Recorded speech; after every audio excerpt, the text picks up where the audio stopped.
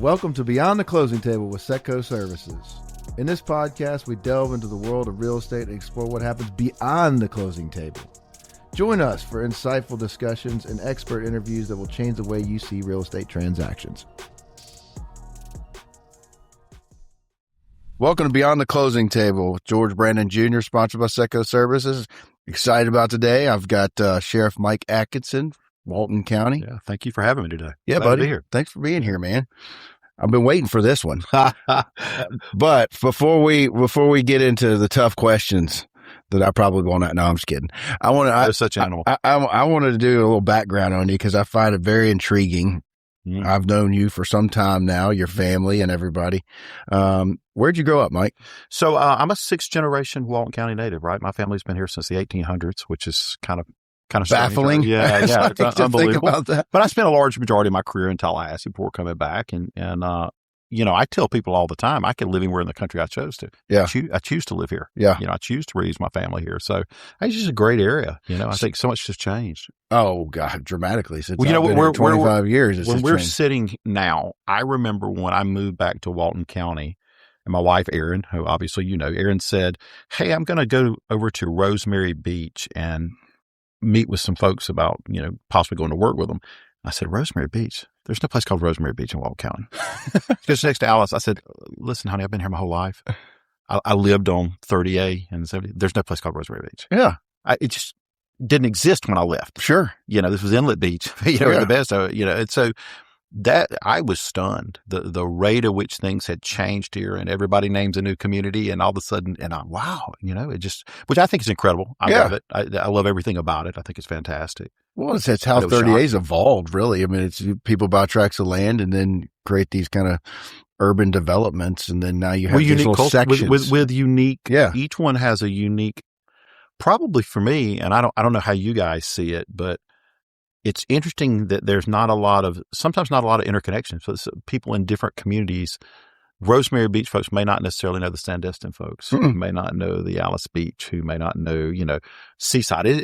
So I find it fascinating. I mean, it's very fascinating to me. It's different cultures. You stay in your little bubble. Yeah, you stay. Absolutely. And you even have, what I do, the real estate closing world, you'll have certain demographics of like Atlanta gravitated to Rosemary heavily. Absolutely. And now that's expanded, over the last 15 years, but you have certain Memphis will always gravitate to Destin and to Sandestin. So it definitely intriguing. Just a side note, I don't know if you know this, but I have some very good friends originally from Dothan that moved here, and they used to come here as kids, little older than I am, but they called this Nude Beach where we sit. Yeah. Because they used to come out here and run around naked, I guess. Yeah. There was nobody here. Yeah. It was just desolate. So that's what I lived on about 6.5 acres where Whiskey Bravo used to be. Right. So you lived south of the bay? Yeah, I lived when you grew up? Kid. Not all the time. But we lived for a little bit of time. Okay. And everybody from outside Defuniak had little cinder block houses, flat houses here, and they spent the summers here.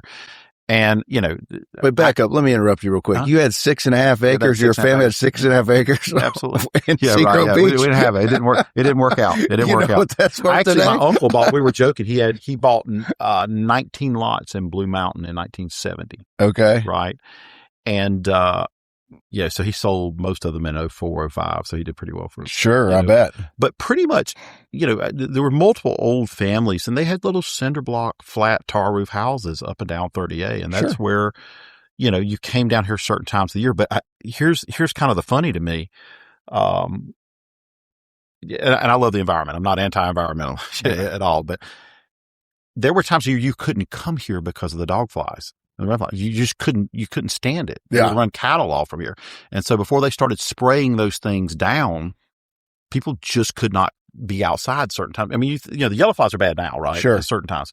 But there used to be these dog flies, and the mosquitoes were so heavy before they cut in these drainage ditches and they sprayed them down. And I was telling a lady one time a couple of years ago, and she said, "Boy, we shouldn't spray. And we wish we hadn't done that." I said, "Lady, you couldn't be down here. Yeah. You couldn't live down here if they didn't do that." They got the mosquito control coming through once a week to the neighborhood. Yeah, for sure.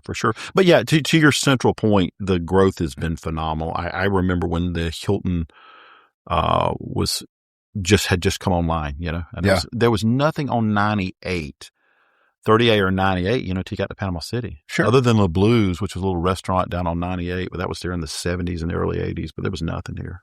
So I don't know if you know this. I don't think you do. About me and my family, we vacationed in Duneallen. Okay. And my parents, as teenagers, came there, and my wow. grandparents. So growing up, we went, there was nothing there. Nothing there. I would beg my parents to take me to the Hilton. Yeah. Just to have some interaction with somebody my age. Well, do you know the guy that built One Seagrove Place? A guy named Jim Howell was one of the developers of that back in the years. And he literally, he ended up, I think, going under, but he was about 15 years ahead of his time. When he built One Seagrove, you could still build higher than 4 stories if you look where it's at, And, he couldn't hold out. It had not. It wasn't there yet. Just wasn't there yet. Well, it was one of the 2 high rises on 38. Yeah. So going back to the family, 6 generations, how did your family get here? Do you know? Well, I think, wasn't a lot of industry, I'm guessing, in the Funiac Springs at the time. So pretty much about 18 or 19 families came over from Scotland, and all the same as the Campbells, the Brannons, the Adkinsons, the Jones. They're all these O'Neills. They're all like 18, 19 families. Different Brannons. Different Brannons. Yeah, different Brannons. They were O'Brannons. Yeah. So we still had that, but we were in Memphis at the time. Well, when you were having 9 and 10 kids at a time back in the day. Exactly. So they all came over about the same time in the late 1800s and came in and in fact, even genetically, if you look at it, there was only about, 10 or 15,000 people in this county up into the 70s. Mm-hmm.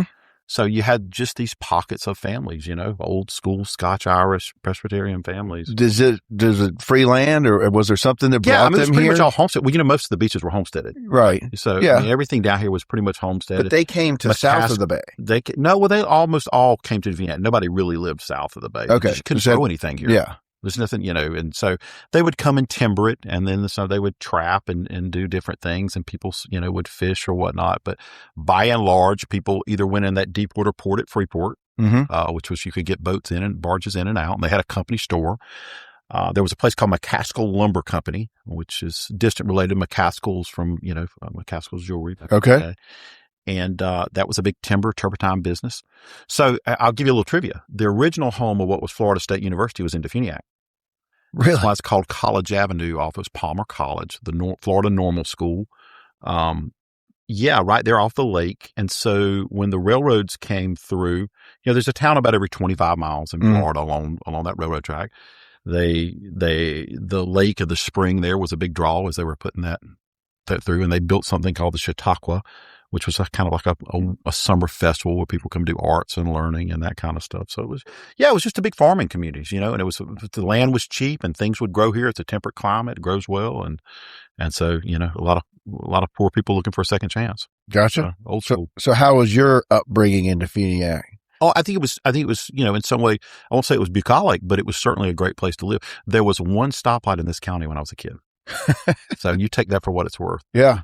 And, back when actually people went to, dates on movies or went to movies for dates, I had to drive to Fort Walton Beach. So you think about that from outside of the Funiac Springs, that's a haul. Yeah, for sure. By the way, here's a little something you might find interesting if you don't know, because people always ask, why is Fort Walton Beach in Okaloosa County? It wasn't. It was in Walton County. Fort Walton and Crestview were originally part of Walton County. So that was the line. Really? Yeah. Okaloosa County is only about 100 years old. So that's why it used to be called Camp Walton, Fort Walton, all that. All the way down is in Walton County. Was Walton County. All of that was Walton. All of Walton. From Fort Walton through to Crestview was Walton County. And then just the other side of Crestview picked up Santa Rosa County. Okay. And so what happened was they, in the 1920s, something like that, they made a decision to split it because Walton County and Santa Rosa County were so big. And so they split it. But that's why. So everybody and their brother calls Miramar Beach Destin if they're not from here. Right? Sure. But so Destin's actually a lot smaller than Miramar's, like, as far as visitation and those kind of things. But yeah, all those was all the same people, all the same county for a long time. Well, I remember during the real estate boom of the 2000s, that was a big deal with the TDC push to brand 30A kind of, because everybody just said Destin. Yeah, for years. That's where we go to Destin. I've watched people come up and testify, I've been going to Destin. Well, you're up here on Dune Island. Yeah. There's a sign up over there off there. It says Neston and Destin. And like you're 15 miles from Destin. You know what I mean? That kind of not understanding. Yeah. Well, it's just everybody branded it. The name. It's easier. So I know this predates you as sheriff, but there was once upon, and I don't know how long ago it was, but supposedly there was one patrol car in North Walton and one patrol car in South Walton. Is that accurate? Yeah, for sure. In the 80s. Absolutely. In the late 80s. Yeah, absolutely. You've grown a bit, boss. Absolutely. Yeah, these are a lot bigger. That wasn't that long ago. That wasn't that long ago at all. Yeah. And so, things have exploded. So on a given day to day, we can have 500 people calling 24 hours easy. That's pretty sporty. Yeah, for sure. Yeah. And you're covering the whole county. Yeah. And they're covering the whole county. It's 1,200 square miles. So it's a big county, and so that's from the Alabama line to the coast. And, people have a high expectation of services, right? There are things they want. And to be honest, people call a sheriff's office now for things you didn't call about 35 years ago. Because people don't know each other, they don't interact, and I understand that because sometimes people are just crazy to a point. We were having offline before we started. You can't say, hey, to your neighbor, hey, it's a little loud. It's 10 o'clock. I'm trying to sleep. You don't know how they're going to react. Sure. People don't act in a way that, hey, I'm sorry. I didn't respectful. They don't respect. Yeah, that's left the building. That's left the building. Simple, humble. Just a civil discourse. Yeah. So, high school, play sports? Yeah, I played football here in Walton County High School, which was interesting because... Is that what is now Walton? Yeah, it was Walton. It was Walton County High School. Okay. Really, for all practical purposes, there was a high school in Freeport, at a later date, and then Paxton has a school that goes, from 1 through 12. Yeah. And interesting, there was a time that one year in 85, 86, all the state championships in Florida football always went from Pensacola to Walton County, basically, right? Because there was nothing here. So people play ball. Yeah. So Emmett Smith is from Pensacola, played in Escambia County, all these, Pensacola was dominating the big schools, and, the mid to small size school were all like Walton High School and Baker High School, which is a little town, north of Crestview. They had the longest unbeaten national high school football streak for numerous years. Crestview? No, Baker. Really? Multi-time state championships. Lost that bet? Yeah. So it's just interesting. But look, the reality of it was there was no industry. Things were hurting here. That's why I'm so pro development and pro growth. People have opportunities. Because you were here when there weren't many at all. If you weren't, I only knew that people went to college for about three things. There were doctors, lawyers, accountants, and school teachers. Okay. Past that, there just wasn't, there was nothing, there was no industry, there was nothing driving here. Yeah. Construction wasn't a big driver because there was no boom, there was no opportunities really. And, I went away to Florida State, and just in that time from call it 90 to 2006, it was phenomenal here. And I came back, obviously I would come back to see my family, periodically, but I wasn't spending time down on the beaches. I wasn't spending time really in the county per se. So I was just flabbergasted to the rate of change. Sure. So high school, you went to Florida State. Yeah. What'd you choose Florida State? That's a great question. Was it because it used to be an all-girl college, Mike? Yeah, it was a girl. There was a girl. Yeah. I was a woman involved for sure. Yeah, of course. Yeah, no, it was, listen, it was it was a. That's what my buddies tell me why they went there, because it used to be an all-girls college. The ratio's great. I was typical guy answer.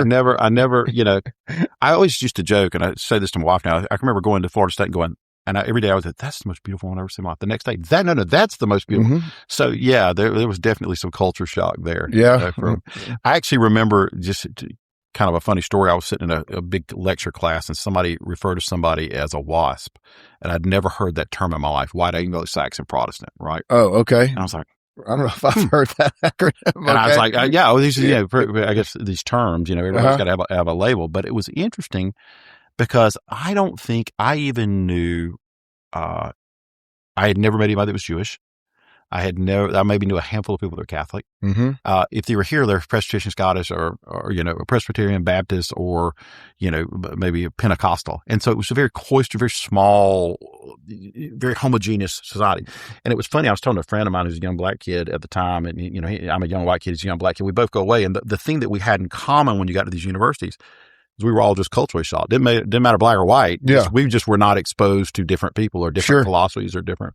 So, I mean, to me, that's what can be the best about going away to schools, and learning. If it's, you get a chance to see how other people and express different views and learn to be, as you said, to be civil. Sure. And a level of decorum and respect for different ideas. I got an uncle that grew up in Wyoming, country boy, farmer.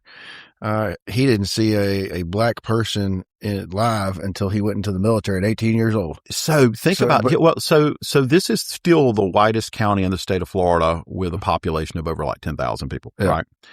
And there was a guy that used to work for us named Tommy Jordan, and Tommy was a black man. And Tommy was 77 when he died about a year and a half ago. But here's what's amazing about that.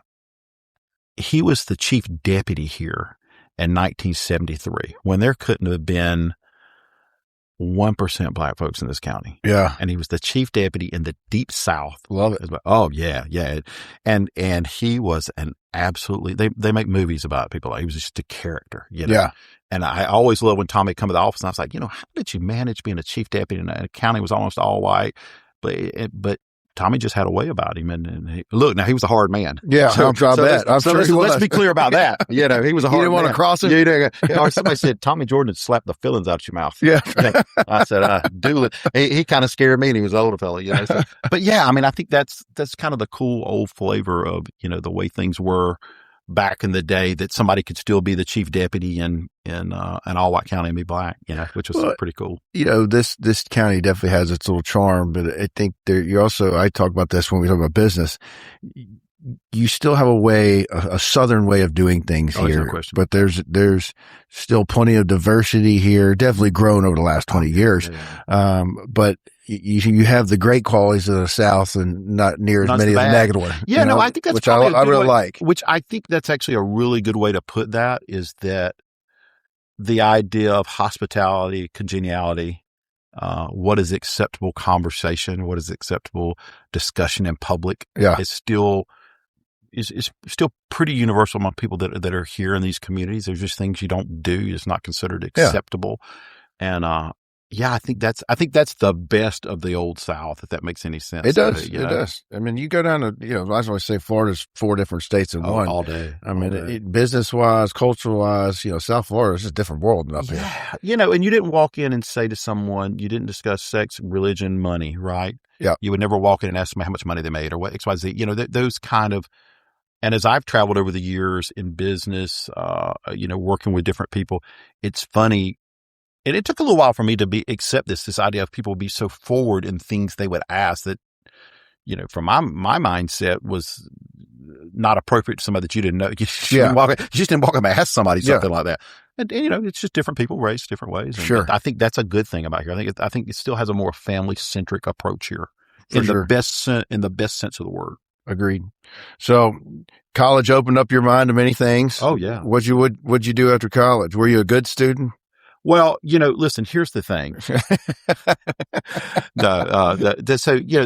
I was a fairly decent student, right? And I stayed and went to work with the Tallahassee Police Department for a number of years over there and worked for the state. So did you start when you were in school? No. I started after I graduated. I worked time for the state in Bureau of Parole, and then went over to Tallahassee Police Department. I worked for them a little bit when I was in school as far as an intern, and then transferred over to them. I never planned to leave. Never planned to leave. Were you like a desk job when you said the Bureau of Parole? No. I was an investigator. Okay. Yeah. Okay. So that was your first gig? Yeah, that was my first gig. I went to the academy for them in 93. Okay. And then got promoted a couple of times, but decided to leave because they wanted to transfer me down to Tampa, and I didn't want to go to Tampa. Okay.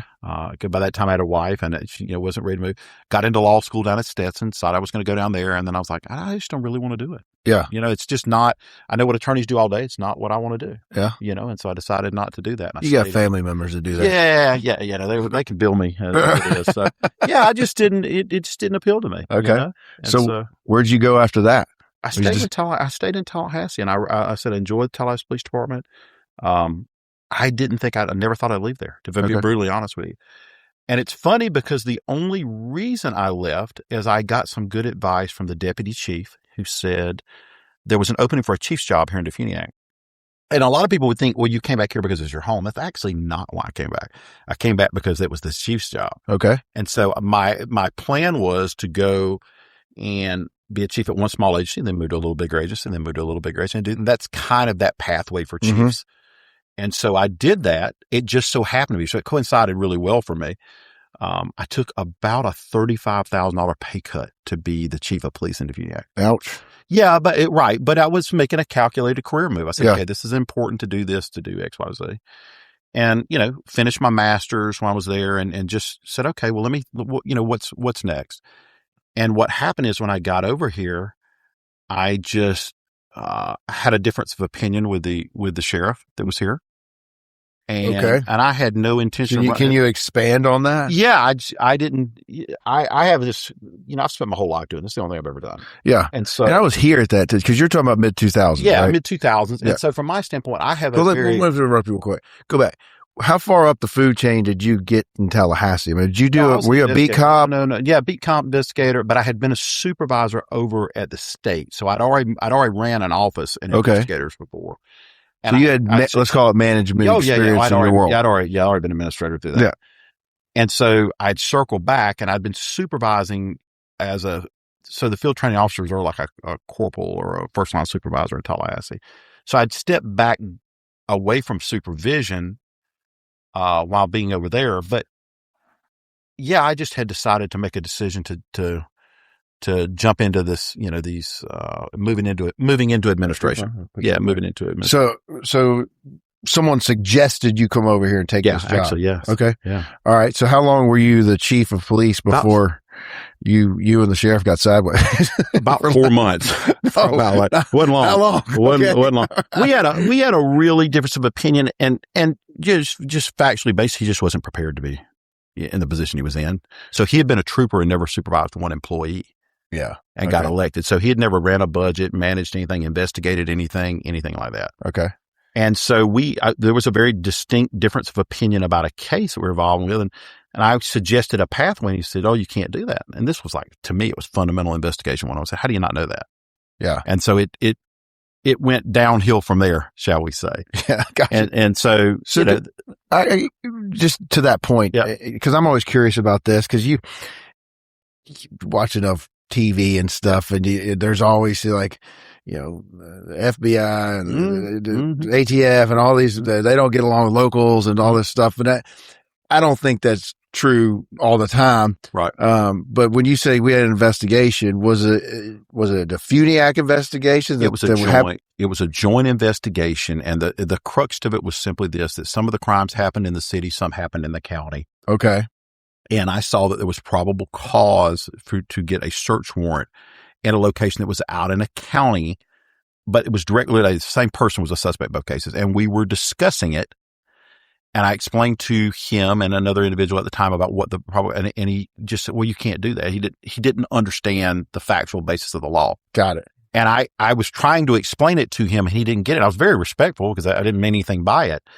And his chief deputy said, no, the chief's actually correct. That's the way that works. Well, it was embarrassing. I mean, that was the short version, but he had doubled down on the fact that he was right. And I wasn't pushing him on it. I just was trying to explain that this is kind of basic police 101. Well, you're an officer of the law, and you enforce and go by the law. Yeah, that's pretty simple. It was a little complex, and he didn't follow it, but almost immediately after that, he started thinking that I was going to run for sheriff. And so that was the grounds for our deterioration of our relationship, which the funny thing is he actually made that come true. I wasn't going to, had no intention. Had zero intention, quite frankly. But because of that, I'm like, well, this is not going to happen. Okay. You're not going to run me out of here. I mean, that was kind of the short version. And so then I just, we kind of doubled down. Florida law had changed a couple of years prior to me running. there's no runoff in an election in Florida. And a lot of people did not understand that. They really did not understand that. So when that sheriff ran for re-election the first time, he was so unpopular that like 4 or 5 people ran against him. And they all said the same thing. Well, I'll win in the runoff. But it was the first time there had ever been no runoff, and the general public just did not understand it. So what do you mean? So when you context runoff, like if 2 people... He won with 23% of the vote. Okay. And so he was reelected sheriff with 23% of the vote. So I got it. Okay. So whoever has majority, or not majority, if you don't have 50% in most elections, and it had been this way in Florida for 100 years, if you didn't have 50%, then you have a runoff. Then you got to go to runoff. The top 2 go to the runoff. So when 5 people run against you, the chance of you getting 50% is pretty slim. Yeah, for sure. Okay. So everybody says, well, I'll just get in the top 2 and we'll beat him because he's in the runoff because he's so unpopular. But they didn't understand the law. They didn't understand the election law had changed like 2 years prior to that run. Did you run in that election? No, I did not. I did not run that election. So, and what are the terms? 4 years? Yeah, 4 years. So in 2008, when I ran, 7 people ran this time. And I'm like, hey, dummy, this isn't going to work. It's going to be difficult. So I knew it would be difficult, but we ended up getting 50% even against the other 6 opponents, which was fine. You know, and it was that kind of thing. So that's a pretty strong statement. Yeah. Well, that's the level of unpopularity, right? Yeah. I'm that good. They're definitely that troubled. But so that worked out. And I was actually the youngest sheriff in Florida at the time. Okay. Which is crazy. So you were chief of police at Defuniac that whole time? Years, yeah. Okay. All right. So you won. I almost died. I'd never do that again, by the way. Let's revisit that. Hold on. No. Say what? Let me just say this. I wouldn't, knowing what I know now and what it was like, I don't think I would do it again.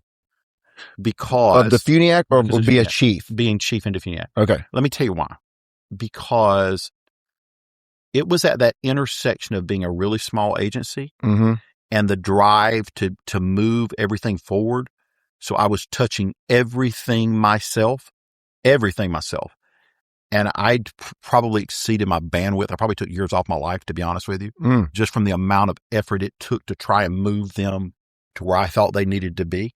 And I don't know that I would do it again if I'm being 100% honest. Can you give me an example? Yeah, sure. I mean, so I functioned as the chief investigator, the decision maker, the chief administrator. When I came in there, for instance, you have to qualify on your weapons. That's a common police officer 101. Sure. These were folks that had class 3 semi-automatic weapons that had never been trained on the weapons. They weren't secured. They were laying around. I opened the employee refrigerator and there was a semen sample or rape in there with employees' food. You understand what I'm saying? That's pretty gross. Yeah, that's pretty gross. DUI. Yeah, or tainted. So, I remember going to the evidence room and finding somebody standing in the evidence room one day, and it's a hollow core door, and the evidence hasn't been inventoried. I mean, it's that bad. Yeah. And so the kind of the thing that broke my back there was I was sitting in there one morning and a guy came in and he said, hey, I was over at this case and this woman died. And I said, well, and she was 8 months pregnant. I said, well, who's at the house? Well, nobody's at the house. I said, what do you mean nobody's at the house? I said, well, they've transferred us to the hospital. I said, why are you not at the hospital? Well, the EMS had her. And I said, did you examine her? Did you examine her? Well, no, EMS was working. I said, you need to go over and examine that body. Mm-hmm. And I said, somebody needs to be at the house. Nobody securing that house? No. So I send somebody to secure the house. I go over there. And when we got in there, I said, so you need to do our postmortem review. And I could tell he didn't want to do it. And I'm really confused now because he's an investigator and I've been around a minute at this point. I was like, what? You need to, I said, the child had been partially died and they tried to deliver child died. And so you need to examine. Does she have petechiae, which is the damage that comes from her eyes if you've been strangled, for instance? Is there a sign of contusion or bruising? You've got to examine this lady now in situ in the situation she's in right now so that we have an understanding. And he didn't want any part of it. And I said, well, I tell you what, you can do this or you can go home. And I'm having to do this myself. And so I was really amped up at that point. I said, go out there and get the interviews, start the interviews with family. And he didn't want to do it because they're super upset. I get they're upset, but in my business, you have to separate yourself from that. I get it. They weren't suspects of anything, but we needed information from them right now. Sure. He didn't want to do that because it was uncomfortable. Did you know him? No. No. Okay. But still somebody's family. No, I'm not screaming that discounting child the situation, but that's yeah. job. So it was that kind of thing, and so there was a lot of work to be done there. So you were doing most of. Do you think part everything. of like the examples you gave, was it at the time financial? Both financial, just lack. They didn't have a role model there to do it. They hadn't been trained. It's not from a lack of willpower. It's just a lack of resources, skill set, and the people to train them. Leadership. 100% across the board. Yeah. And so we started like getting them state accredited, which says essentially you're going to meet certain standards, and there's going to be an independent auditing authority to come in there and check it out and make sure that you're doing things a certain way. But they didn't even have a policy manual. We didn't have a policy manual. And so we got a policy manual. Setco. That's exactly right. A policy manual. Of course, it's 20 years ago now too, by the way, which is crazy. Yeah. But think about that. No policy manual. Yeah. Okay. Yeah. All right. So you ran for sheriff almost out of a defensive position. Did, pretty much. 100%. Was it? I was here, but clearly not as involved as I am today in what goes on here.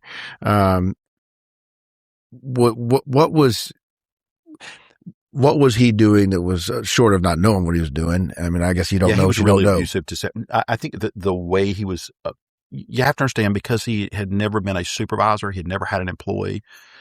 So the way he treated people was so poorly. There was no continuity he didn't have respect for his own people, which was, a pretty good clue that you're not going to make it. Yeah. I mean, I think he finished 4th in the voting when we ran the last time, which kind of tells you anything you need to know.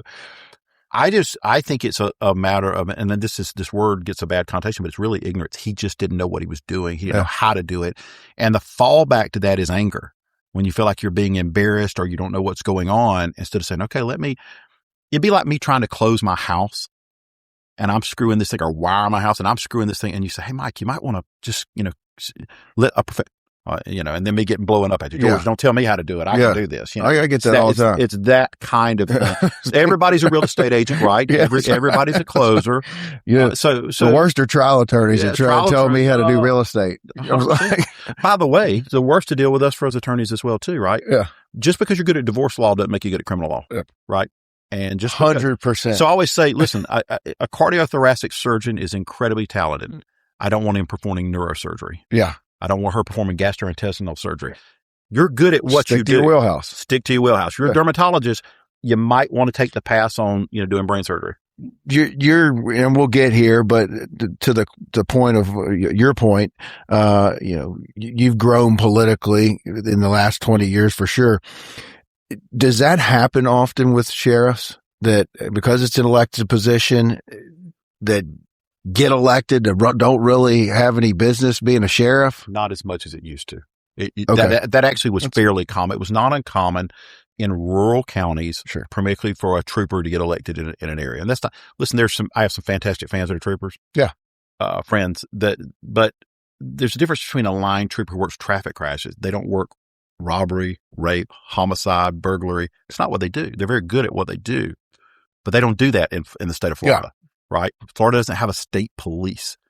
So, and then imagine you've never done any of those things and you've never supervised an employee. Yeah. And you've never made a budget.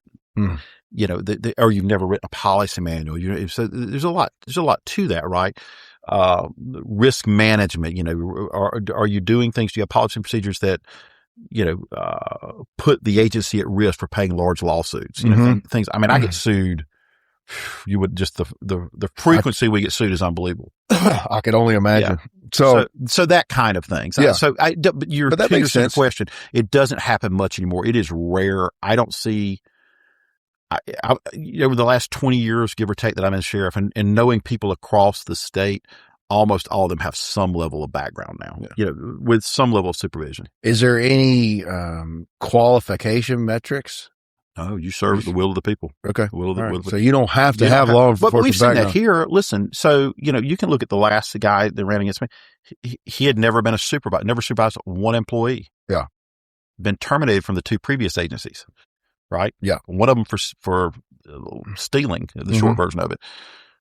And all of a sudden he's the chief of police of 3 men at a university or at a college police department that nobody in the agency had even made an arrest in 3.5 years. Yeah. What are you doing? You do it, but yet, hey, yeah, I'm running. I'm going to run. And that wouldn't mean being ugly. It's a factual basis, right? Facts are facts. Yeah, it is what it is. I didn't vote for him. Yeah. Anyway. All right. Yeah. So only 8% did. But to your point, could he technically have won? Yeah, sure. He could have, so. Yeah. So you take the helm in 2008. Yep. You're a new sheriff. Yep. The economy is crashing. Yeah. What a time that was. Yeah. That was the one. People forget that one. Yeah. Well, I was here. I don't, because I was watching it burn. The sting was real. Yeah. So how'd that go? How was your first few years? Here's what I'd like to think I'm reasonably intelligent, but there's a great line, Socrates, I know that I do not know. Right. And what I did is I went out and hired people, men and women, that if you took my resume and you put it next to theirs, you'd throw mine in the garbage can. Mm-hmm. And that was by design. I hired people that were capable. I hired the number 3 guy at what was essentially FHP now, a major from DOT. I hired the region director from the Florida Department of Law Enforcement.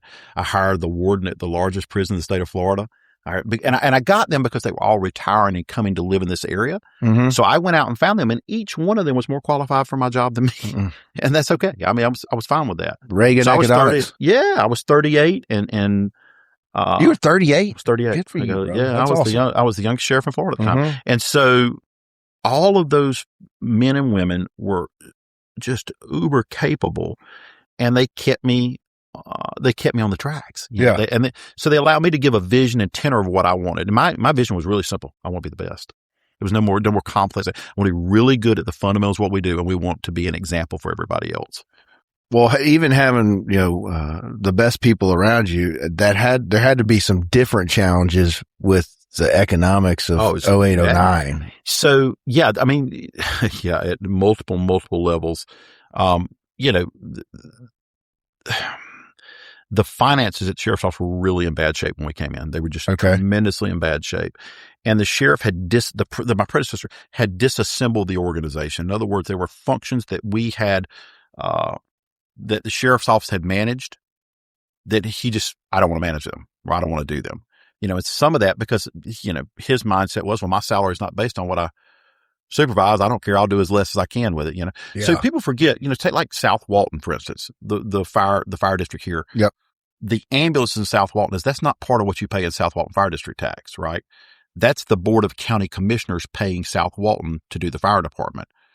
So it's an example of where a lot of the government entities were divesting themselves of certain responsibilities.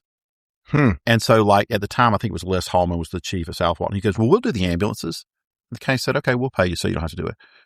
Hey, we'll do the lifeguards. Okay, we'll pay you and let you do the lifeguards. And, the sheriff said, well, I don't want to do communications, and I don't want to do the jail, and I don't want to do.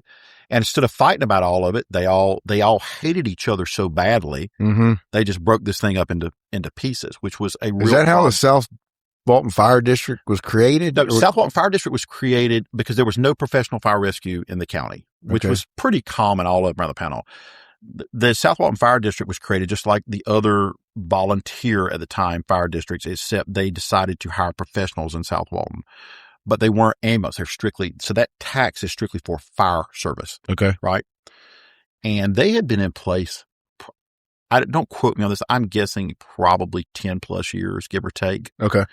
And when the county didn't want to pay for ambulances or were trying to divest themselves of it, they do this every year. They contract with South Walton to provide ambulance services, right? Got it. Because ambulance used to be separate than fire, even in North Walton. Now I run fire rescue north of the bay, but we have the ambulances, but the ambulances used to be separate, and they're not together in every county.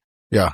Yeah. I mean, so tomorrow let me put it this way. Tomorrow the county could decide I want to bring in Sacred Heart as the ambulance service south of the bay. That's entirely. And they just contract them. They just contract. They're just contracted. Yeah. Okay. So it sounds like you walked into a shit show. Yeah. So 2009 finances, things were really divested. You know what I did, George? You're gonna laugh, and I get a lot of flack about this across the state, but the governor selected me to be on what's called the State Law Enforcement Accreditation Commission, which is to set the standards for the state of Florida, help set the standards for the state of Florida for accreditation, what is acceptable policy procedures. the sheriff's office wasn't accredited. They were doing that based on my reputation of being able to get something done. So I was really. So you got appointed to the board and your own department is not accredited. Okay, got it. So I called, and there was people, the agency didn't want to be, and the former sheriff didn't want to be accredited. Why would you not want to be? Because you have to follow policies, procedures. Oh, people okay. are going to get audited from outside entities. Are going to come in and audit you and say, you're doing this and it meets the best policies and practices and, those kind of things. You have to run your organization You have to run better. your organization well. You have to run your organization well. So, Okay. yeah, that's exactly right. So anyway, I get appointed this and we're not accredited. I'm like, huh. And we had people that didn't think that we shouldn't have to be accredited. So I called 16 commanders in the room and I said, gentlemen, I'm going to expect your letters of resignation signed. And we're going to keep them in office. If you're the reason we don't get accredited, you can consider that dated. And the idea was there has to be some buy-in. Yeah. I'm putting my name on the line. We're going to do this. And there was kind of silence in there for a minute. But I said, this is the way it's going to be. Because if I'm putting my name, it's no different than a private business. I mean, all I did was run it like a private business and say, you're going to put some skin in the game. And if you're the reason, if you willfully make this not happen, I'm going to date this and you don't work here anymore. Yeah. And I did it for everybody. It wasn't being ugly or mean. By the way, it's still my practice. If you reach a certain rank, you sign your resignation letter and we put it in a file. Okay. Because nobody's bigger than the machine. Yeah. There's nobody in the machine. We have a mission. I like it. We have a mission we need to accomplish and we got to row in the same direction. And if you're not rowing in the direction with the rest of the organization, then we're going to broaden your horizons. Yeah. Go do and a lot of people don't else. like it, but it's no different than the way you run your business. It's literally no different as you as a business owner. I wish many more government entities ran them like private business. Well, so listen, way more efficient, brother. You don't make friends like that, by the way. But that's not I'm not paid for a pleasant disposition. I'm paid to get things done. But I mean, I'm not blowing smoke, dude. I tout you guys all the time because we live in a freaking safe place. And there's 200,000 visitors different every week. So what's the catch-22 on that? Think about this for a second. This is what we run into.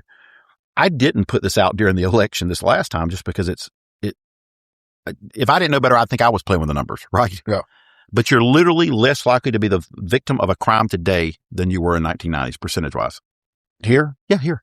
That's so, awesome. for example, and how many more people come here? Oh, yeah. I mean, so in 2012, I'm just using round numbers. Let's say there were 400 burglaries in the county. And last year, commercial burglaries, let's say there were 80.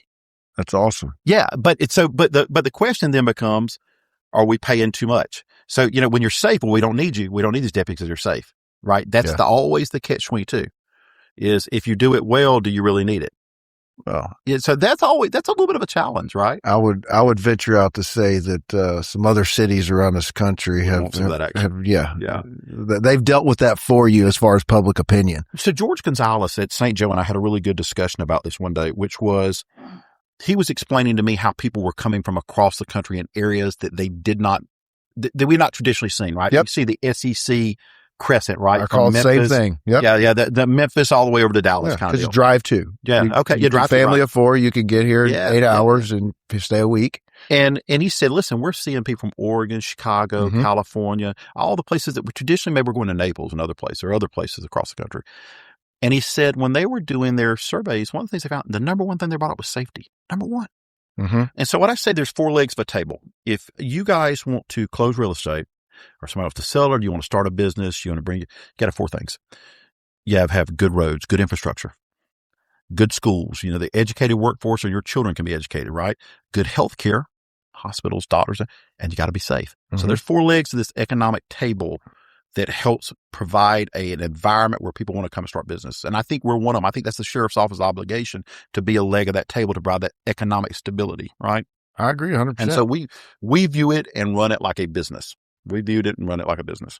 So you had some economic challenges then, but and just knowing how things have grown, roughly how many employees did you guys have when you started to the sheriff's department? So we were about 212, but understand that was only law enforcement operations. You didn't have the jail at the time, Didn't have right? the jail, did not have all the 911 communications back, and did not have emergency management back.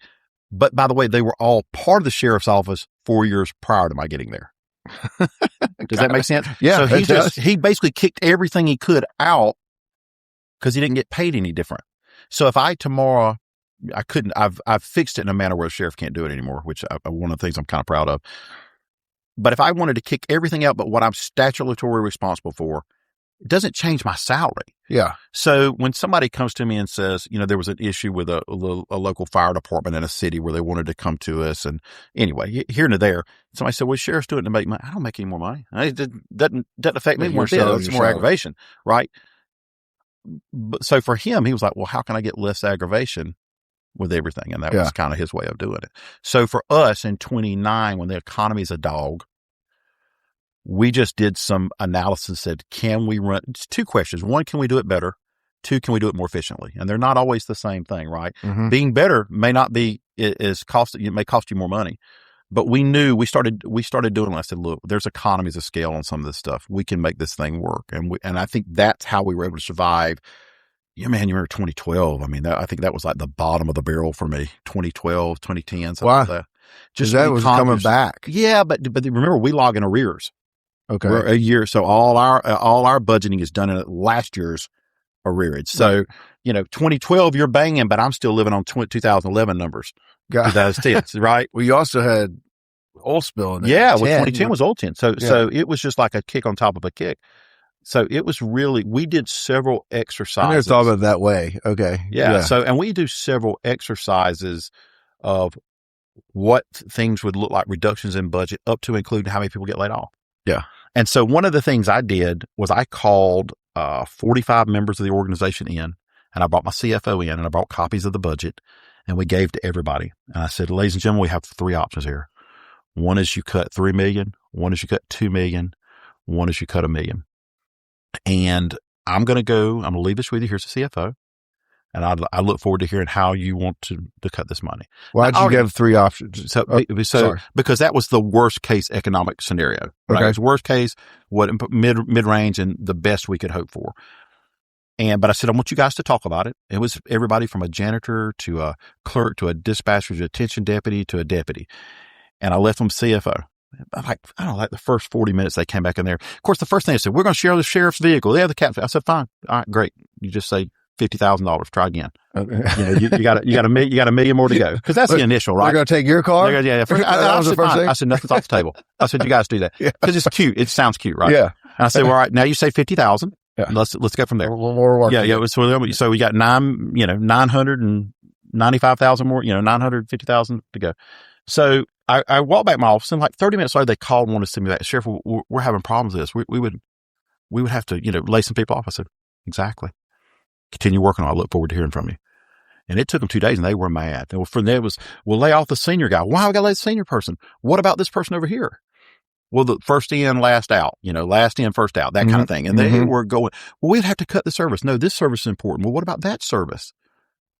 So I let them do it for about a day and a half. And then I walked back in and I said, it's not fun, is it? There's nothing fun about this. So whatever decisions we make, whatever decisions I make, we have to do, you understand what it took to get there now.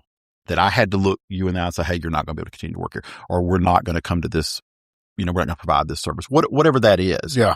And you guys have got to understand. So we don't just sit back there and go, oh, I think I'll just do X, Y, Z, because I wanted them to be engaged and understand what actually is involved when you make hard budgetary decisions. Because it creates buy-in too. Oh, 100% created buy-in. Yeah. Because then they were thankful when we were able to mitigate some of this. But we get that a lot, so people a lot of times that want a service, they don't necessarily want to pay for it. I will say Walton County is the exception to that, because by and large, the taxpayer in Walton County says, listen, we'll pay, but we want our service. Yeah. Right. And so the Walton County is unique in that you get a high level of service. But at the same time, people seem to be very satisfied with that. We put out a survey from the Haas Center at the University of West Florida did 2 years ago. Mm-hmm. And we asked people, we said, this is our budget, $105 million. This is what we provide. This is what it is. What do you think? And we had almost 4,000 registered voters respond. Now, when you see when you see a poll like on CNN or Fox News or wherever, and they're like a presidential poll or a state of Florida poll, they typically only have 500 voters to 1,000 on the top end. So to get 4,000 is statistically very strong. Yeah. And 89% of the people very satisfied with Sheriff's Office services. One wanted, something in the neighborhood of high 80s, wanted increasing levels of service after we told them what the budget was and how it was spent. The other thing, and I think this is important, unique to Walton County, All right. We have the lowest adjusted millage in the state of Florida. So the Walton County pays less taxes as far as percentage millage, 3.45 mils, property tax. And we would get county commissioners. I've been up in front of a county commission. They'd say, well, the sheriff's office is 67% of our budget. And da-da-da. And I said, these are county commissioners. I'm like, well, look, we're not 67% of your budget. Yes, you are.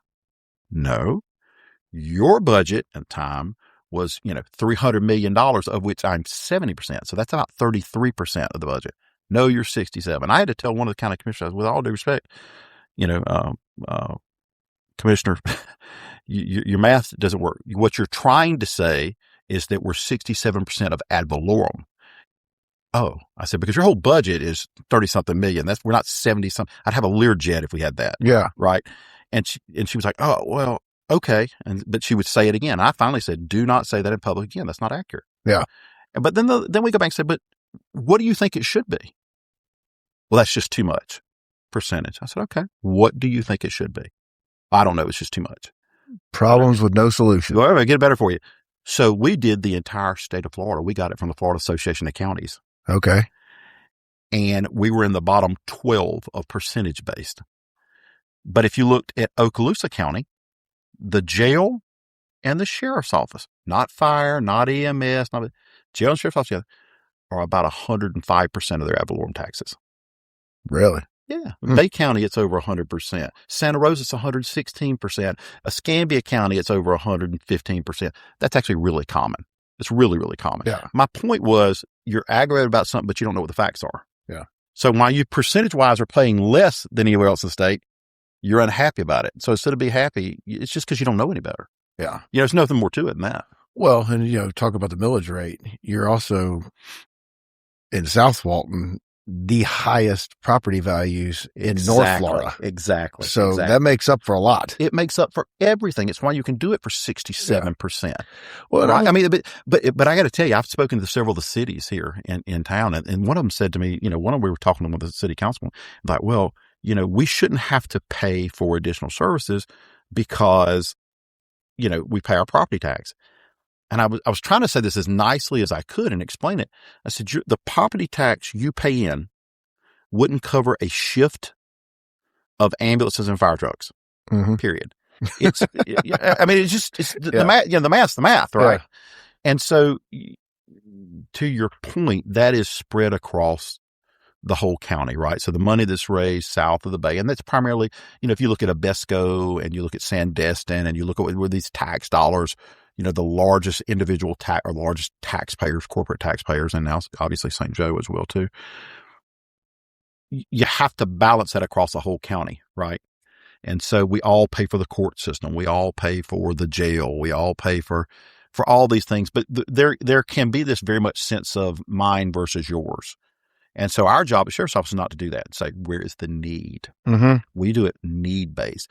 Well, it also happens the need base happens to be down here, but that's consistent with where we're funding from too. So yeah, you make a good point about that. It's like, we definitely have a north-south thing going on here, and I have my own personal opinions just because of the youth sports, but it's like we got, like Bay County has those awesome fields. Unbelievable. And ours are horrible.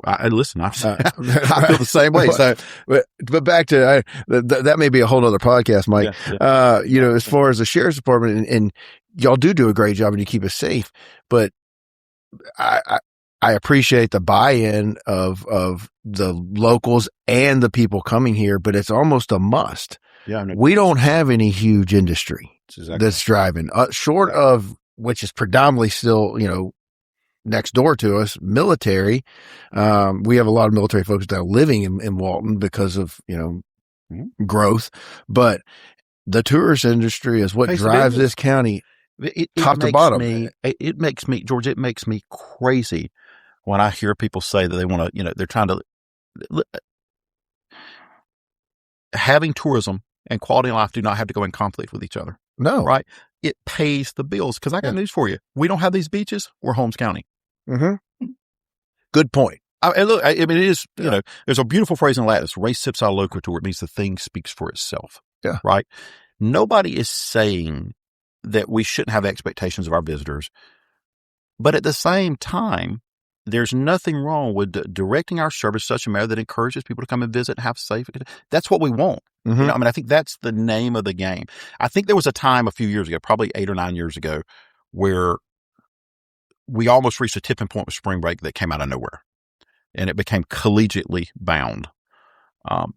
But it took us, and it caught the sheriff's office completely off guard because we had not been a collegiate style spring break community. It was primarily Miramar. Is that, I was going to ask you about this anyway, so let's just delve into it. Mm-hmm. Is that because of what Bay County did? I don't think so. I don't. Those of y'all listen, Bay County outlawed alcohol on the beach. Yeah, but that's when no, I don't think that's what happened. I just think what happened is you had your first generation of kids that really had come here en masse as young kids that were now college students that had disposable income from more affluent Rome. Mm-hmm. And this kind of got highlighted as the place to go. Mm-hmm. Definitely it has been. Yeah, but I will tell you, we put a pretty good curb on that. As far as the collegiates. I do remember a letter that your PR or you guys put out when Bay County said people were going to come to South Walton. There was some media about it, and that response was freaking incredible. But that's the whole that was the whole tenor for what we wanted to do. Yeah. So fast forward to spring break, we deal with today. It's a completely different animal. What we're dealing with now is kids, legitimately kids under the age of 18, by and large, right? Yeah. Large crowds. And so there's a very big difference between, a lot of times people call, I don't like these kids are loud and they're running in packs. It's not illegal, right? Yeah. So we've got to balance some of that. What I think we've done well is finally got on the same page with our local communities, whether it's, our beach community, saying, look, if you'll let us help you and you do some things, I can't impose a curfew. The board can't impose a curfew on private property. That's something you have to do. And I think that they made a pretty strong statement of saying, look, unaccompanied minors past, 7:00 don't need to be down on the beach or down. That actually really helped us get control of it, right? That and the fact we just put a bunch of resources down there. It wasn't uncommon to have 60 deputies down there working. I mean, that's a lot of people. It's a lot of resources, right? I went to an event out in Seagrove Friday night, yeah, and I came back through that 395 light. Back to 98, and there was about 20 cop cars lined up. Yeah, because we don't know exactly what the crowd's going to look like, right? And so the 2 years ago there was a couple of people that that were upset, homeowners particularly down here at night. Oh gosh, I can't think the access right down from Seaside. Mm-hmm. Yeah, it was around that dogwood, but legitimately, and there was a legitimate complaint there. I mean, by and large, because they were getting down to a county park is what was going on. Okay.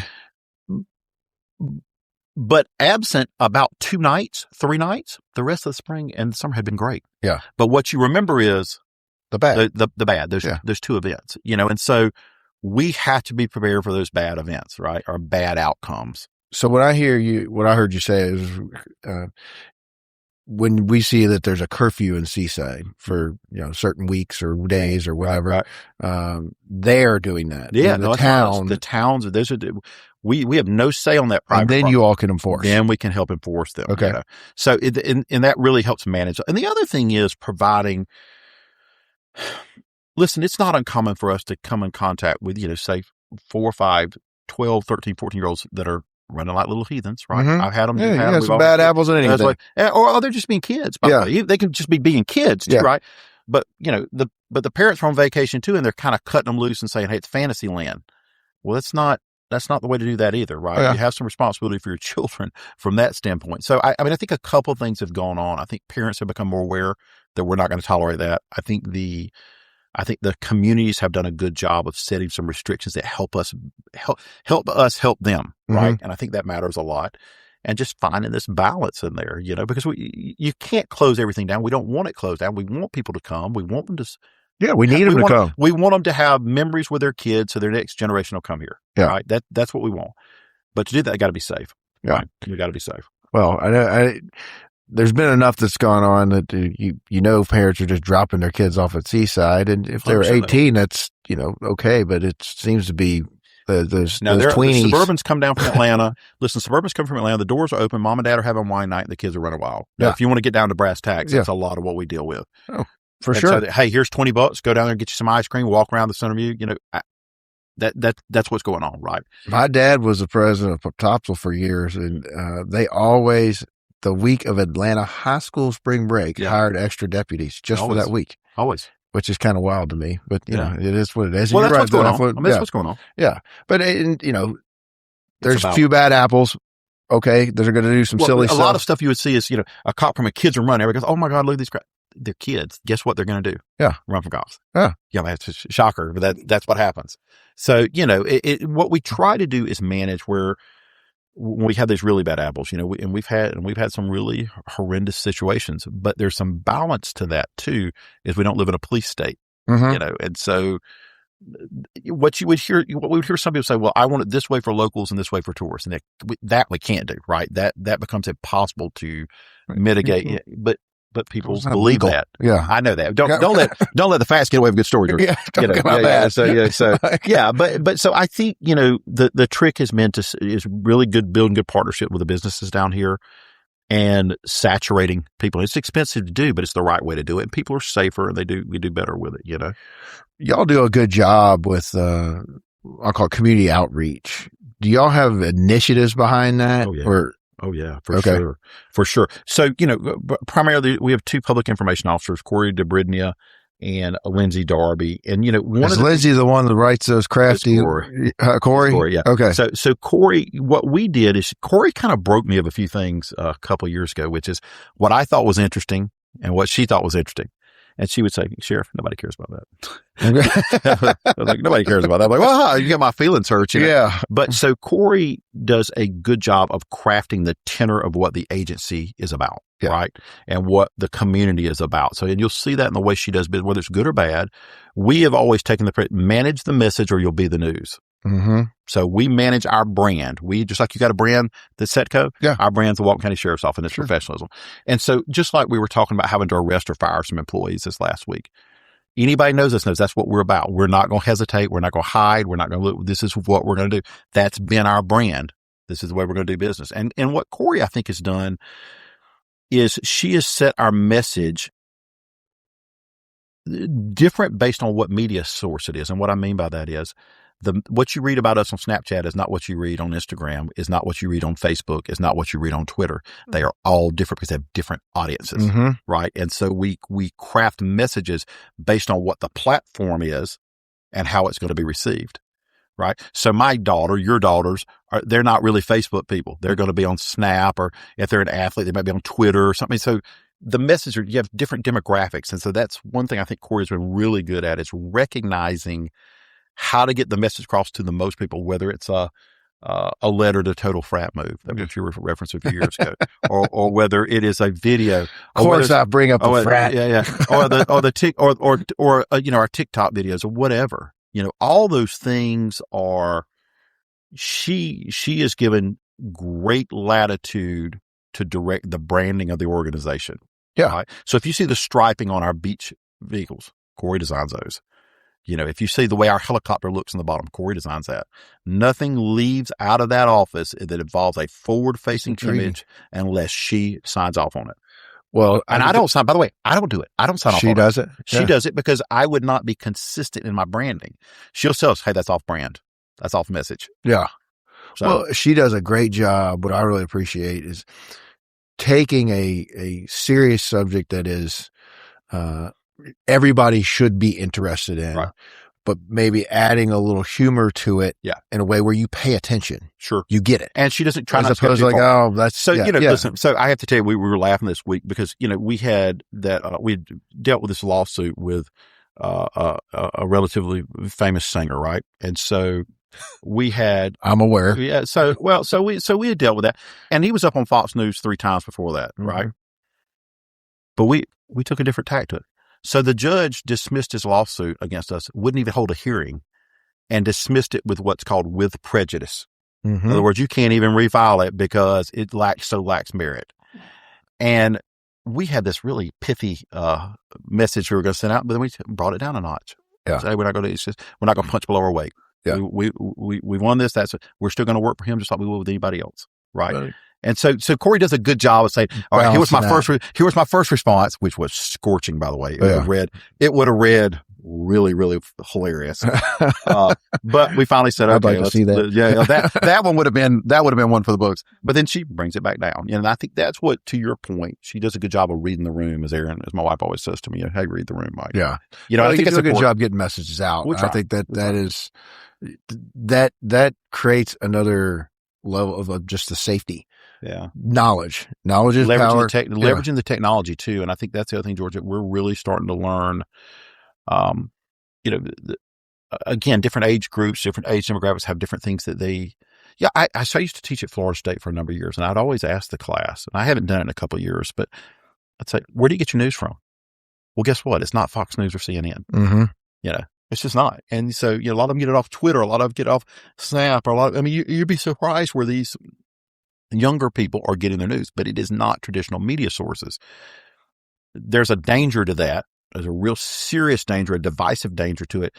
And I may feel that way. However, I still have to craft messages to get to these folks. So sure. We have to use those too. And I think that's what she does a good job of. Well, I think it's smart. To that beach access point, y'all have dealt with something that a lot of the rest of the state hasn't had to deal with. And hopefully some of that's coming to an end. But I had a couple on here who have actually interacted with that person. Yeah. They were new to the area, and I'll send you their podcast, but long story short, he's developed an app that basically gives for the entire state of Florida where the wet sand is. So even past that, what you got to understand about Walton County, and I think this will get me in court for the rest of my days probably, but here's kind of the short version that people also need to remember. We can cut it out if you want. Yeah, no, I'm scared. I spent a lot of time in court. It's okay. The truth is a lot of this beach was quiet title. Oh yeah. It's being worthless. The other thing too is, I said to somebody, well, I paid millions of dollars. I said, no, you don't pay nothing below the ECL because it's deemed as worthless. Yeah. That's the reason you could quiet the title on it. Yeah. So if you go down to Blue Mountain, for instance, Blue Mountain's great. I know who quieted the title there, so I can say this. All that was claimed as worthless. Mm-hmm. You think it's worthless? No, you're still the closest house to the water, right? So, but to say that you were paying below the ECL is not accurate. Yeah. Right? And so there's that kind of. The second part is, if sand is put on, it becomes the property owners, right? In some way. But if it goes away, you want the state to reverse it. So, Bay County doesn't have this problem. The rest of the state doesn't have this problem, largely because it's been renourished. Well, right. Miramar doesn't have this problem. We don't have because they had to sign it all away because we renourished. Well, they still have their property to a certain level, for sure. But there's enough beach for everybody. Yeah, but there's a large factor that does not want the beaches renourished. But here's the truth: we're one hurricane away from that being a moot argument. Yep. But Bay County has renourished most of theirs. I had this discussion with Governor Scott, several years ago. And he didn't understand. He goes, wait a minute, Mike, this is not a problem here. Why is it a problem here? Well, because they have renourished. Renourished. Yeah. Now I remember that fight after the multiple hurricanes in the 2000s, and the reason I was a little more knowledgeable about it. One, what I do, I'm a property rights guy. I think if you buy the meat, how you law the market, but that doesn't mean someone can't walk across your property. And it's sad. We had them put out in the water, by the way. We would have people put markers out in the water. So we've had people put markers in the water. Well, they would say it was certain parts of the day. It's, that thing is fungible. Yeah. The other thing is, what we really found when we looked at, there's a lot of this beach that is open to the public. You just don't know it. That people have acquiesced or assumed it to be theirs. Mm-hmm. And because maybe let's just say there's 4 pieces of property in a row that all, go down to the water for sake of it. But your property only comes halfway. Well, you start acting like, guess what? Mine goes down to the water. Well, it actually doesn't. Yeah. And there's a lot of places you just can't get to that is open. And that's the other rub. If you actually saw the map of it, there are people, I'll give you a great example. Behind one Seagrove Place. Oh, that's public beach. Yeah. How are you going to get to it? You can't. Well, I use an example all the time of where this whole shenanigans kind of started in Blue Mountain.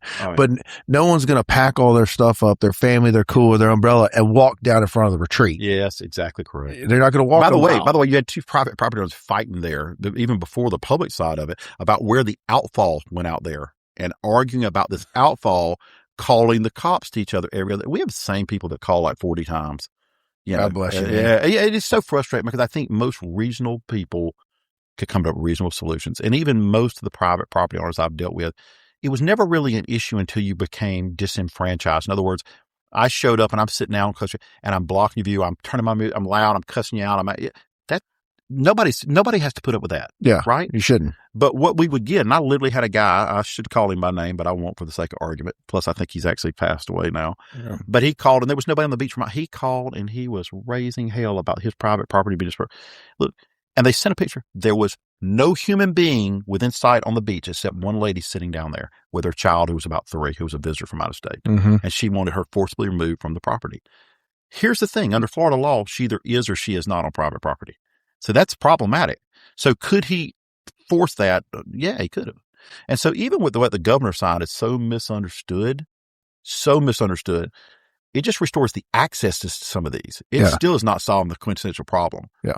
But this will all get work. I think a lot of people have lost their will to fight over some of this, and we're getting some kind of even ground, I hope. Yeah. Well, you should be able to walk across the beach. You know, should you be able to put up a tent and your whole family do a barbecue out there? No, somebody's private house. No. Does anybody think? I don't think anybody. That's what I'm kind of shocked. I don't think that. Well, you small handful of people, squeaky wheel. It's the radical. You know, it's a squeaky wheel. That's it. So I know sides. You have a hard stop. There's a couple of questions I want to get to. Yeah, come on. So I actually asked. I was going to say Deputy Rao this question, but Audie this question. Yeah. What is it like a big difference between, your sheriff's elected position, chiefs or hired, appointed? Huge difference. What is the big difference? I'm going to be tongue in cheek, but I'm going to tell you what I tell every deputy sheriff. Okay. A good deputy, the difference between a police officer and a deputy sheriff is this, tongue in cheek. A good police officer will solve crime. A good deputy sheriff should solve problems. There's a philosophical difference. It is the only level of law enforcement in this country that works directly for the people. In other words, if you don't like the way that I'm conducting service, you can remove it. Say, this is not the tenor we want. We want something different. Mm-hmm. I've worked for a city. It's elected. Yeah. I've worked for a city and where you have to deal with the mayor, assistant city manager, council, all of which look at New York. All of them exert authority or don't do this, don't enforce it. I don't give a damn if the governor calls me and tells me, no, I don't work for him. I work for you. Yeah. Right. And so that's a fundamentally huge difference. But the philosophy is this: resolve the problem. If arrest is the issue, then make the arrest. But if it's talking to somebody, go talk to somebody. We're not numbers driven like that. We are problem solving driven. That is a huge difference. Plus the statutory authority in Florida is the sheriff's the highest ranking law enforcement official in any county in the state of Florida. It's the sheriff. Full stop. Because we don't have state police or any of that. So it allows us to take definitive action. And by the way, did you notice you never saw a riot in the state of Florida when all the riots were going on a couple of years ago? Oh, yeah. Do you know why? There's a line in Florida statute in Chapter 30. And to my knowledge, it's the only place in any statute anywhere in the country that says this. And it says, the sheriff shall. So there's permissive language, may, and then there's prescriptive language, says shall. The sheriff shall suppress riot, tumult, or disturbance with a strong hand.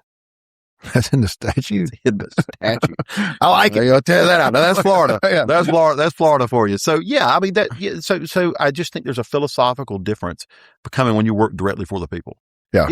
Listen, if you want to complain about the highway patrol, who would you call? You don't know who to call. You don't know who the captain of the highway patrol is, the district, or the lieutenant, or the sergeant.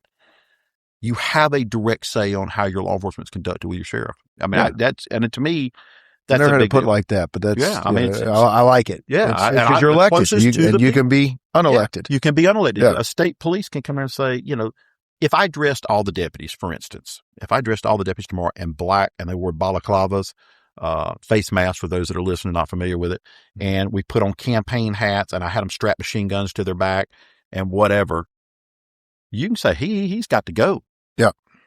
That's not the way we want to do it. That's not the way we want to do it. Yeah. Yeah, absolutely. Well, I can attest to, I don't think you guys used a heavy hand, but when all those shenanigans were going on, there were some people that got bussed over here to the Phoenix Springs. And, we don't have all that. We don't have all that. No, it was like nothing, but I was made aware of it because of our office on Baldwin. Yeah. So I was concerned. I'm not going to allow that. Yeah. It's not going to allow that. And so I think it lasted for like 2 seconds. Yeah. I mean, I think that's the name of the game, right? Yeah. That's the name of the game. It's just photo ops. It's so silly. And plus, if I got unelected tomorrow, I would still say this is the way it should be. It should be. I hate elections. I hate everything about being involved with them, but it's the right thing. You should humble yourself to the people. and your authority comes from them, you need to stand for election. I fundamentally believe that in the office of sheriff, because I think it's important. Well, I wish more people, in your position and in politics thought the way you do, Mike. So speaking of politics, I mean, you're in a kind of a political position anyway, sure. But you got more involved in the last, I don't know, when did you start getting more involved? You're always involved at state level, but you seem like that's growing. Now you got presidential appointments. 5 or 6 years, I got nominated to testify by then President Trump in 2018, 2019. So what'd you testify on law enforcement professionalism nationwide. Okay. So by definition that, it makes you an expert that you can testify in front of court. The first presidential commission on law enforcement in 50 years, and I was selected to testify. That's awesome. That was a big deal for us. I mean, I think that was, all across the country, there wasn't only 10 people, 15 people that testified, and we were one of them. I think that's a big deal, and I think it speaks to the reputation of the organization, right? Mm-hmm.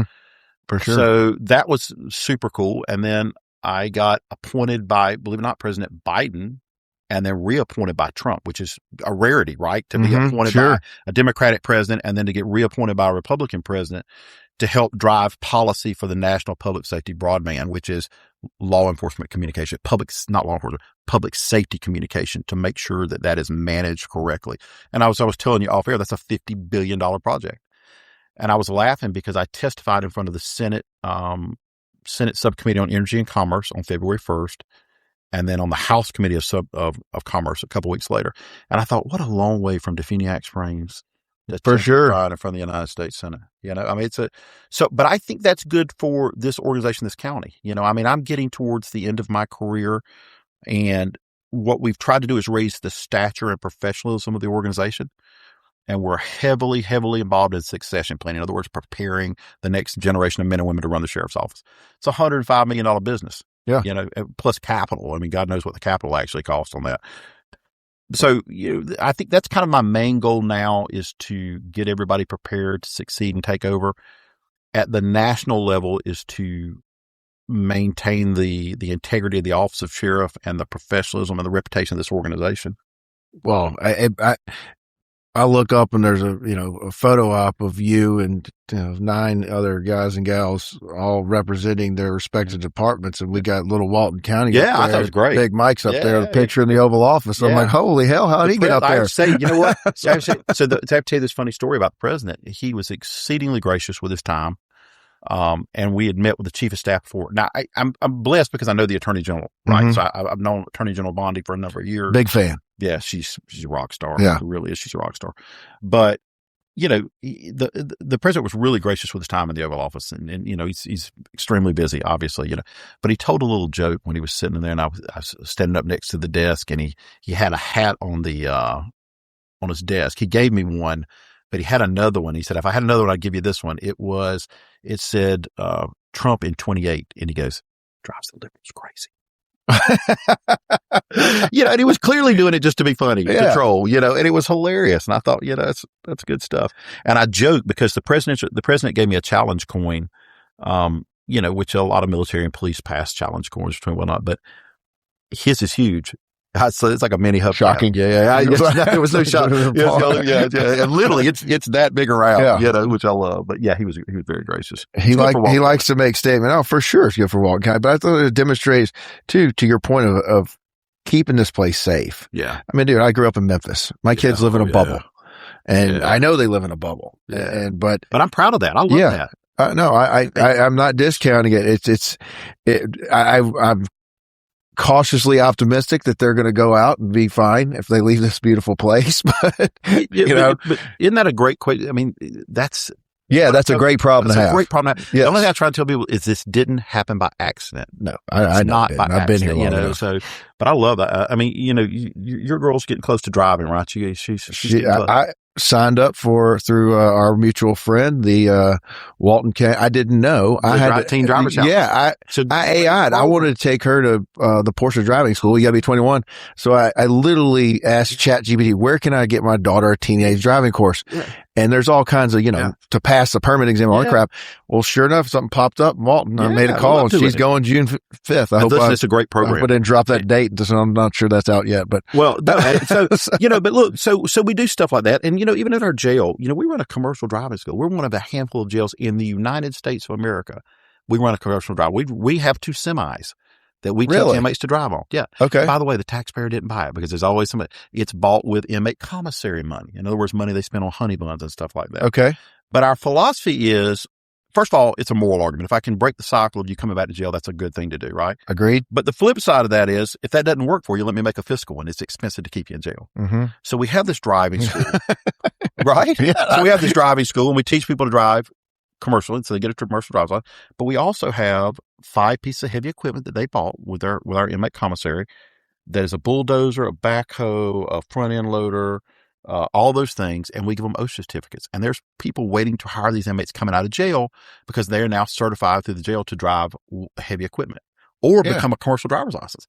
And you're giving a purpose and a way to make money. Opportunity. I love that. If they can stay and support their kids, it's a win for everybody, So. Well, I know y'all promote it, but thank you for doing it. And you definitely like the teenage driving school. I didn't know about it, but I think it's great. Harper will be there. Thank you for asking. Yeah. She's got her permit in January. So we'll be practicing, boss. Listen. It's a simple thing like, yes, philosophy is sheriff police, but like our general philosophy is, I probably shouldn't say this, but by and large, we try to say, if they're local and they're a kid and they get stopped, we try not to write them tickets. We try to call their mom and dad. Yeah. Right. It's not what happened to me. But that is an agency philosophy. Yeah. Well, so it's just little things like that we try to do where we can to make it a little bit closer to home, and so plus that resonates more. Yeah. It resonates more when you talk to the parent, And I guarantee you my kid will probably be way more scared of me than you. Yeah, absolutely. Maybe not in the moment, but I remember that I got pulled over. I was only 15. We were in a convertible, me and a buddy with 2 girls. Mm-hmm. This is in Memphis. Mm-hmm. They stopped us because, of course, top was down, saw teenagers, 1 a.m. I would have rather them take me to jail. They called my dad. Yeah, I bet George.